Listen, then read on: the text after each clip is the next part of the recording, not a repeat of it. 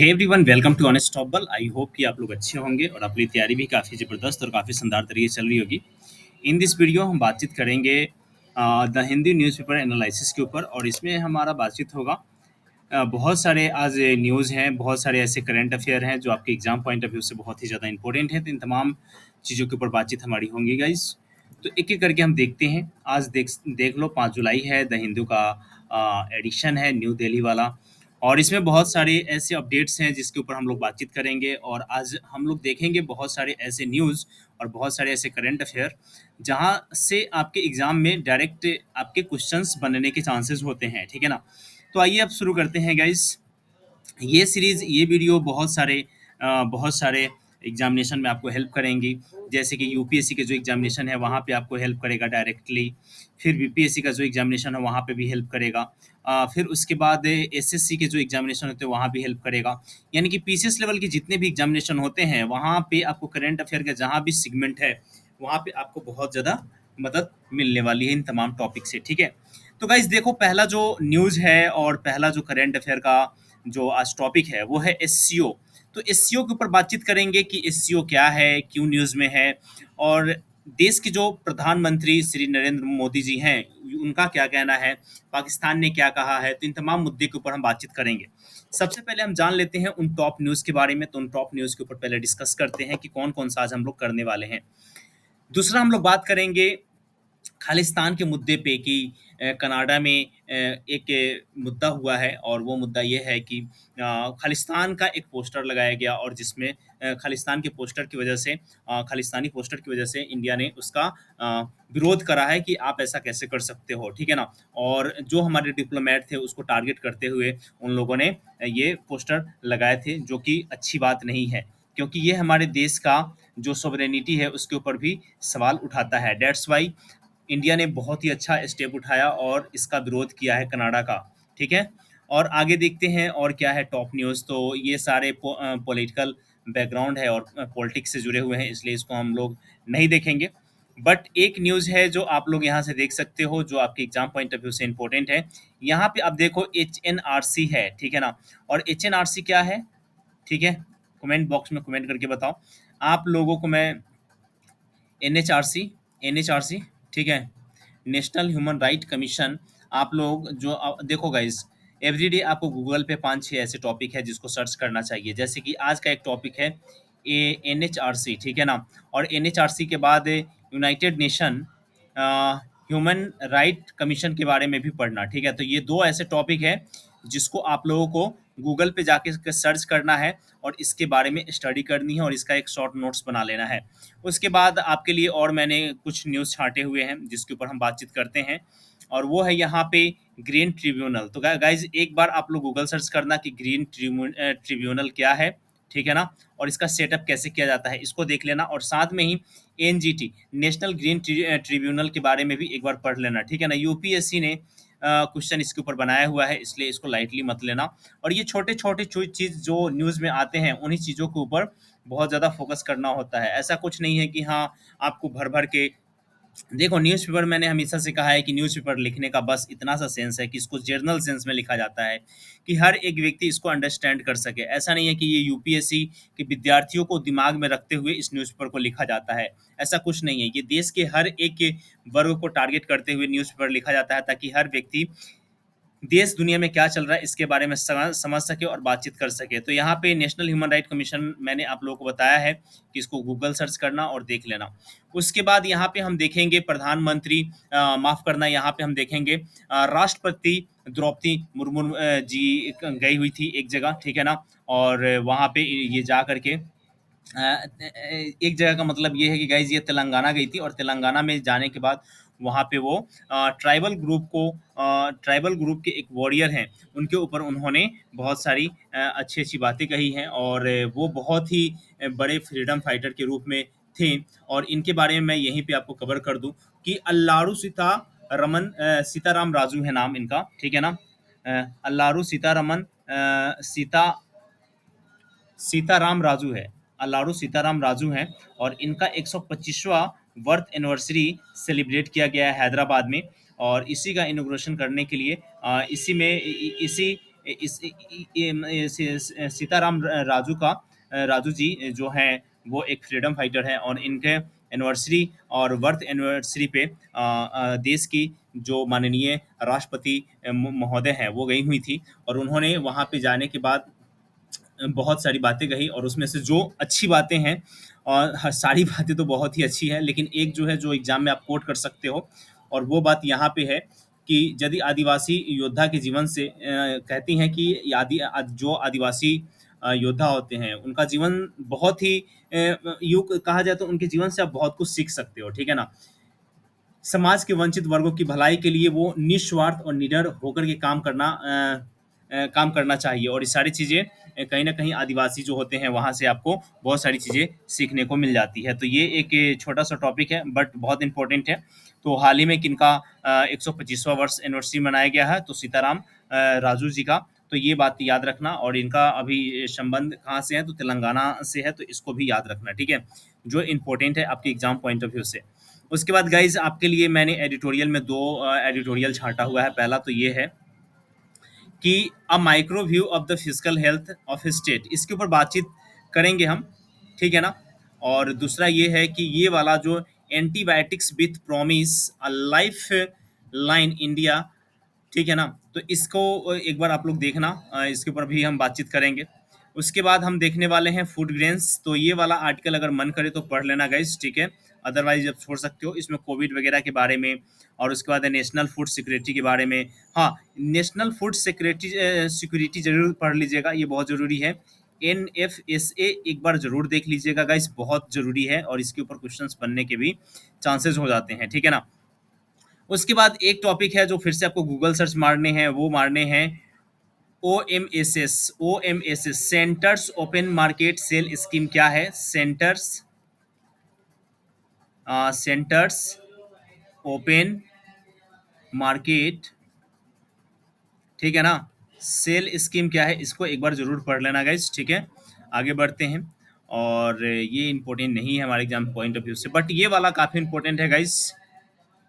यहाँ पे एक स्टडी में ऐसा पाया गया है कि जो महिला प्रेग्नेंट है, ठीक है ना, और चाहे जिनका इनकम लो है, या लो इनकम कंट्रीज में जो महिलाएं रहती हैं, वहाँ पे अनीमिया जैसे बीमारी का, ठीक है ना, बहुत ज़्यादा पाए जाते हैं महिलाओं में। तो ये बात पाई गई है स्टडी में, और कहा गया है कि अनीमिया जो है, यानी कि ब्लड की कमी से बहुत सारी प्रॉब्लम्स आती है महिलाओं को प्रसव के दौरान, और ये कहीं ना कहीं बहुत ही ज़्यादा हाई रिस्क होता है।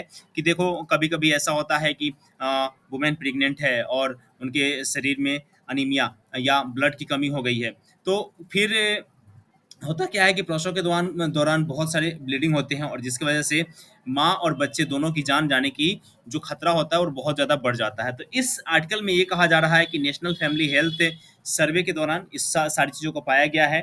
ब्लड यहाँ पे देखो अनीमिया एंड प्रेगनेंसी, उसके बाद ब्लड लॉस एंड शॉक्स, ठीक है, और उसके बाद प्रिवेंटिव अनीमिया, ठीक है ना। तो ये सारी चीज़ें कही गई है गाइज। तो यहाँ पे बस यही है कि हाँ, डाइट्स पे अच्छे से ध्यान देना है, ऑक्सीजन लेवल इनका अच्छे से चेकअप करते रहना है, इनको मेडिकल चेकअप बार बार करवाना है, ताकि जो भी इनके शरीर में प्रॉब्लम्स आए उस प्रॉब्लम्स को दूर किया जा सके। और जो भी मटर्नल प्रॉब्लम्स आते हैं, जैसे कि मटर्नल हेल्थ इशू आते हैं प्रसव के दौरान, तो वो सारी चीज़ें ना आए, और जो ब्लड की कमी से जो भी जाने जाती है वो ना जाए, ठीक है ना। तो ये इस आर्टिकल में यही सारी बातें कही गई है। उसके बाद आपको मैंने गाइस रिसेंट में ही बताया था कि मणिपुर क्राइसिस से चल रहा है, मणिपुर में जो इंसर्जेंसी चल रही है, जिसकी वजह से बहुत सारे प्रॉब्लम्स वहाँ पे आए हुए थे। हाल ही में वहाँ पे ये इंसर्जेंसी लगभग लगभग रुक चुकी थी, लेकिन फिर से वहाँ पे कुछ फ्रेश अभी कांड देखे गए हैं, तो जिसके ऊपर भी सरकार काम कर रही है कि इन सारी चीज़ों को अभी स्टॉप किया जाए, क्योंकि ये वहाँ पे अभी शांति कायम करना बहुत ही ज़्यादा आवश्यक है, क्योंकि ये हमारा इंटरनल मैटर है और ये बहुत ज़रूरी होता है। गाइज ये बहुत यूँ कहा जाए तो 5-6 दिन पहले भी मैंने आपको बताया था, यूनिवर्सल देखो यूनिफॉर्म सिविल कोड के बारे में आपको मैंने बताया था, ठीक है ना, बिंद भारत मोर इफेक्टिव। तो यहाँ पे देखो ये यूनिफॉर्म सिविल कोड क्या है, इसके बारे में मैंने आपको बता दिया है, और ये बहुत ज़्यादा न्यूज़ में रह रहा है। तो ये आपके एग्जाम पॉइंट ऑफ व्यू से इंपॉर्टेंट है। अगर आपने वो वीडियो नहीं देखा है तो जा करके देख लीजिएगा कि why India need uniform civil code. तो ये बहुत ज़रूरी है गाइज़, और इसके ऊपर हमने डिस्कस करा था, तो वो आप जाकर के एक बार देख लेना, ठीक है? और उसके बाद हम देखते हैं और क्या है आपके लिए ख़ास न्यूज़, ठीक है? तो हाँ, पोस्को एक बार ज़रूर पढ़ लेना गाइज़, ये इम्पोर्टेंट है। पोस्को ज़रूर पढ़ लेना, ये बहुत इम्पोर्टेंट है, ये भी आपको गूगल सर्च मार लेना है, ठीक है? उसके बाद क्या है, नाटो को एक बार गूगल सर्च मार लेना। अभी जो इनके जनरल सेक्रेटरी हैं उनका नाम है जेंस स्टोलेनबर्ग। तो ये नाम याद रखना, अगर छोटे मोटे अगर आप पीसीएस टाइप की एग्जामिनेशन या टीचर वाले एग्जामिनेशन वगैरह में जाते हो तो ये सारे नाम आपके सामने आ सकता है, इसलिए एक बार इसको देख लेना, ठीक है? और आगे क्या है न्यूज़ आपके लिए, तो मैं देख रहा हूँ गाइज। हाँ, यहाँ पे बनाया गया है आर्यन नेहरा के द्वारा कि रिकॉर्ड बनाया गया है, ठीक है ना? और ये सीनियर नेशनल्स में रिकॉर्ड बनाया गया है स्विम में, ठीक है ना? 1500 मीटर स्विम सबसे फास्ट किया गया है इनके द्वारा, आर्यन नेहरा के द्वारा। तो ये इंपॉर्टेंट है, इस नाम को याद रखिएगा। छोटे मोटे जो आपके वन लाइनर क्वेश्चंस बनते हैं वहाँ पे ये बनने की चांसेस हैं, ठीक है ना? उसके बाद हम आगे देखते हैं कि क्या आपके लिए और कोई न्यूज़ है कि नहीं है। तो गाइज यहाँ पे एक ब्लैक होल के बारे में बातचीत किया जा रहा है, तो ब्लैक होल क्या होता है, क्या फीचर्स होते हैं, उसको एक बार देख लेना, ठीक है? अब फाइनली हम बात करते हैं एसईओ के ऊपर कि एसईओ क्यों अभी चर्चे में है और ये हमारे लिए इम्पोर्टेंट क्यों है और ये न्यूज़ में क्यों दिख रहा है। तो सबसे बड़ा जो आज न्यूज़ है एसईओ, इसके ऊपर एक बार हम लोग बातचीत कर लेते हैं। देखो guys, you know very well कि एसईओ जो है वो मध्य एशिया देशों के बीच में यूँ कहा जाए तो एक रिलेशनशिप जनरेट करने में बहुत ही ज़्यादा अपना रोल अदा करता है, ठीक है ना? यहाँ पे मैंने कुछ पॉइंट्स आपके लिए हाईलाइट करे हैं जिसमें इंडिया ने चाइना और पाकिस्तान को लेकर के कुछ बातों पे टिप्पणी किया गया है, क्योंकि अगर आप कश्मीर का वो रीजन देखोगे जिसे ऑक्युपाई किया गया है पाकिस्तान के द्वारा, यहाँ पे कहा भी गया है, ठीक है ना? पाकिस्तान के द्वारा जो रीजन ऑक्युपाई किया गया है हमारे जम्मू एंड कश्मीर वाले भूभाग में, तो उस भूभाग को कहीं ना कहीं चाइना को दे दिया गया है, और चाइना वहाँ पे वन बेल्ट इनिशिएटिव के तहत, यानी कि बेल्ट एंड रोड इनिशिएटिव के तहत, बीआरआई के तहत, BRI belt and road initiative के तहत वहाँ पे कंस्ट्रक्शन काम कर रही है। और कहीं ना कहीं ये हमारे इंटरनल सिक्योरिटी को आने वाले समय में खतरा दे सकता है, बिकॉज अगर रोड का निर्माण हो रहा है और वहाँ से कनेक्टिविटी बन रही है, तो ऐसा नहीं है कि ये सिर्फ आर्थिक कॉरिडोर ही होगा, क्योंकि पाकिस्तान के बारे में हम लोगों ने एक बार नहीं कई बार और मल्टीपल टाइम हम लोगों ने एक बात सुनी है कि पाकिस्तान जो है वो टेररिस्ट और टेररिज्म को बहुत ज़्यादा बढ़ावा देती है, और कहीं ना कहीं ये हमारे इंटरनल मैटर्स को बहुत ही ज़्यादा डिस्टर्ब करता है। और यही बात कहा जा रहा है प्रधानमंत्री नरेंद्र मोदी जी के द्वारा। और some countries use terrorism as a instrument of their policies, ठीक है ना? और प्रोवाइड शेल्टर टेररिस्ट, ठीक है ना? ऐसा कहा जा रहा है प्रधानमंत्री जी द्वारा कि कुछ ऐसे देश हैं जो टेररिस्ट को इंस्ट्रूमेंट भी प्रोवाइड करवाती है, शेल्टर भी देती है, और कहीं ना कहीं ये सारी चीजें और ये सारी चीज़ें जो होती है एक डुअल स्टैंडर्ड को दिखाता है कि हाँ, सामने आप मेरे सामने कुछ और बन रहे हैं, मेरे पीछे जाकर के कुछ और कर रहे हैं, या मेरे मुंह पे कुछ और बोल रहे हैं, दूसरे के मुंह पर जाकर के मेरी बुराई कर रहे हैं, ठीक है ना? या मेरे खिलाफ आप षड्यंत्र कर रहे हैं। तो इससे कोई छुपा हुआ नहीं है, क्योंकि हमारे यहाँ जब इतना बड़ा ट्रेजेडी हुआ, अटैक हुआ, तो उसके बाद हम लोगों ने इंटरनेशनली रूप से, यानी कि वैश्विक स्तर पे आकर के बोलना शुरू किया कि हाँ, हमारे ऊपर ऐसा अटैक हुआ है और ये सही नहीं है, ठीक है? और सभी नेशंस ने लगभग लगभग माना भी, ठीक है, कि हाँ, इंडिया जो है वो टेररिस्ट अटैक से जूझ रहा है, ठीक? इन सब तमाम चीज़ों में एससीओ अगर मैं बातचीत करूँ तो एससीओ का जो यहाँ पे है, तो पहले बात, एससीओ का फुल फॉर्म क्या है? तो एससीओ का गाइस फुल फॉर्म है संघाई कॉपरेशन कॉपरेशन ऑर्गेनाइजेशन, संघाई कॉपरेशन ऑर्गेनाइजेशन। और इस बार इस एससीओ का जो अध्यक्षता है वो भारत कर रहा है, और इस बार हमारे पास मौका है कि हम अपनी सारे मुद्दों को, सारी प्रॉब्लम्स को एक जगह रख सके, साथ ही जो भी नेशंस इसमें हैं उनको एक अच्छा सॉल्यूशन दे सकें, और उसके बाद कैसे हम लोगों को मिलजुल करके एक साथ काम करना है मध्य एशिया में, इसके ऊपर भी बातचीत रख सके। तो भारत अपनी अध्यक्षता में काफ़ी स्ट्रांग आर्गुमेंट रखा है एससीओ की मीटिंग में, और साथ ही यहाँ पे एक नया देश ज्वाइन किया है एससीओ को, और ये है ईरान, ठीक है ना? ईरान इस ग्रुप में नई कंट्री है, और ये लेटेस्ट कंट्री बनी है जो ज्वाइन किया है एससीओ को। यहाँ पे पहले अगर मैं बात करूँ कि एससीओ में पहले कितने मेंबर थे, तो गाइस पहले इसमें 8 मेंबर थे, और यहाँ पे उन मेंबर्स का नाम भी देख सकते हो। बट मैं एक बार आप सभी के लिए लिख ही देता हूँ, ठीक है ना? इसमें है 8 मेंबर, 8 सदस्य पहले थे, अभी 9 हो गए हैं। 9वाँ सदस्य कौन बना है? तो ईरान बना है। लेकिन पहले 8 सदस्य की बात करूँ तो देखो गाइज़, चीन है, ठीक है ना? उसके बाद भारत है, उसके बाद कज़ाकिस्तान है, ठीक है? उसके बाद किर्गिस्तान है, उसके बाद पाकिस्तान है, उसके बाद रूस है, ठीक है ना? उसके बाद उज़्बेकिस्तान है और उसके बाद तजाकिस्तान है। तो ये 8 देश हैं जहाँ पे जो ये इस एससीओ के मेंबर थे। बट एक नए मेंबर के रूप में ईरान भी इसमें शामिल हो गया है। सवाल यहाँ ये है कि एससीओ हमारे लिए या अदर कंट्रीज़ के लिए क्यों ज़रूरी है? तो देखो गाइज़, मध्य एशिया से कनेक्टिविटी अगर बनाना है तो एससीओ के थ्रू ही बनाया जा सकता है। अगर मध्य एशिया देशों की मैं बात करूँ, जैसे कि यहाँ पे मध्य एशिया में आप ले लो तो कजाकिस्तान हो गया, किर्गिस्तान हो गया, तजाकिस्तान हो गया, उज़्बेकिस्तान हो गया। ये यहाँ पे नेचुरल रिसोर्सेज़ बहुत ज़्यादा है और यूँ कहा जाए तो ऊर्जा के जो स्रोत हैं और ऊर्जा के जो माइंस है, यहाँ पे विश्व में सबसे ज़्यादा इन्हीं मध्य एशिया देशों में है। और यदि हमें अपनी ऊर्जा को सुरक्षित करना है और ऊर्जा पॉलिसीज़ को बनाए रखनी है, तो मध्य एशिया के साथ कनेक्टिविटी, मध्य एशिया के साथ बहुत अच्छा रिलेशनशिप ये बना करके रखना बहुत ही ज़्यादा आवश्यक हो जाता है। क्योंकि अगर किसी भी देश में ऊर्जा की कमी होती है या ऊर्जा का प्रॉब्लम आता है, तो वो नेशन बहुत ज़्यादा ग्रो नहीं कर सकता है। इसलिए ऊर्जा प्राथमिक तौर पे सरकारें अपने पॉलिसीज़ में रखती है ताकि ऊर्जा की हमेशा खपत बनाई रखी जा सके। ये नहीं कि वो ऊर्जा की कमी हो जाए। जैसे कि यहाँ पे नेचुरल गैसेस बहुत ज़्यादा है और यहाँ पे बहुत ज़्यादा ऐसे ओर्स पाए जाते हैं जो कहीं नहीं पाए जाते हैं विश्व में, ठीक है ना? और यहाँ पे माइंस भी बहुत ज़्यादा है और यूँ कहा जाए तो यहाँ यहाँ नेचुरल रिसोर्सेज़ बहुत ज़्यादा हैं। जैसे कि यहाँ से जो भी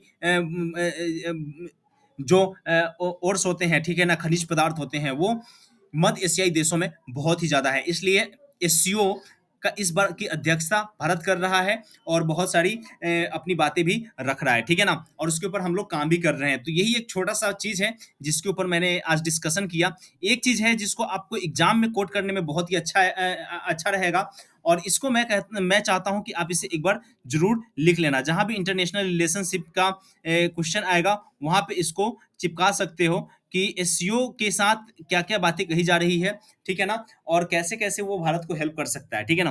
तो ये एक छोटा-सा डिस्कशन था। आई होप कि आपको पसंद आया होगा, वीडियो अच्छी लगी हो गाइस, तो like, rate, review and share करना मत भूलिएगा और बहुत जल्द आप लोगों के लिए मैं करंट अफेयर का सीरीज़ एक लाने वाला हूँ, जिसमें पूरे मंथ का करंट अफेयर होगा, टॉप 10 करंट अफेयर होगा, वीकली करंट अफेयर्स होगा और डेली वे में हम लोग तो न्यूज़पेपर का एनालिसिस देख ही रहे हैं, ठीक है ना? तो बहुत अच्छे से आपकी तैयारी हो जाएगी और इस बात का मैं आपको आश्वासन दे सकता हूँ, ठीक है ना? तो चैनल के साथ बने रहिएगा और इसके साथ और क्या इम्प्रूवमेंट करना है ज़रूर बताइएगा, उसमें इम्प्रूवमेंट हो जाएगा। तो इस वीडियो में बस इतना ही दोस्तों, मिलते हैं नेक्स्ट वीडियो में, तब तक के लिए जय हिंद।